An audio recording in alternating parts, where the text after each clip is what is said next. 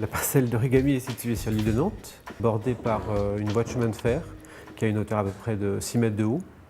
C'est une parcelle qui a une forme qui est un peu la résultante en fait, des voies de circulation et qui a plutôt une forme triangulaire. Elle est à la fois à l'articulation des grands ensembles des bâtiments de R+20 qui sont le long de la Loire et aussi à l'articulation du site industriel qui sont au nord en fait. On devait répondre à une enveloppe qui soit la plus simple possible parce qu'on est dans une zone sismique. Donc nous on a pris le parti d'utiliser un noyau central dont les murs sont de 40 cm d'épaisseur avec deux ascenseurs et un escalier. Ce noyau lui forme la colonne vertébrale de bâtiment et après autour se développe une structure poteau-poutre et des façades légères. Là, en fait, on est dans des logements en accession, il y a 82 logements. Il y en a une partie pour Harmonie Habitat, donc en locatif social, et une partie en accession. On a travaillé sur une stratification par un empilement de strates qui répondent chacune à un programme différent. C'est vraiment une réponse par rapport au contexte. C'est que d'un côté, on a la voie ferrée qui est à 6 mètres, qui correspond à la première strate du bâtiment. De l'autre, un bâtiment R+6 qui jouxte le bâtiment qui est vraiment très proche, qui correspond donc à cette deuxième strate de 5 niveaux de logement. Et après, au-delà de 5 niveaux de logement, on a 6 niveaux supplémentaires de logement qui correspondent à une vue très dégagée.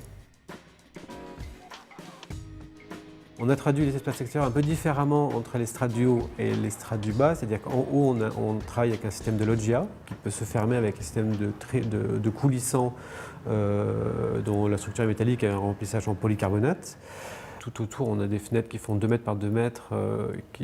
Donc là, on a un système plutôt de percement pour les strates du haut, alors que quand on va sur les strates qui sont juste en dessous, c'est un système de bandeaux qui sont soit tantôt vitrés, et des bandeaux qui sont pleins, qui comprennent les balcons, qui ont eux une profondeur de 2,80 m.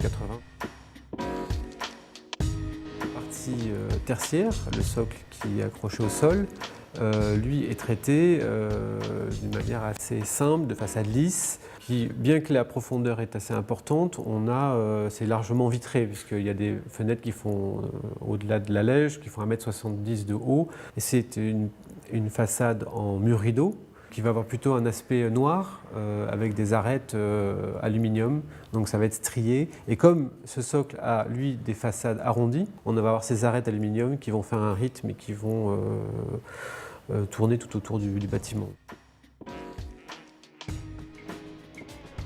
Finalement, peu de matériaux parce que le matériau de façade, lui, en revanche, sur toutes les strates de bâtiment est le même.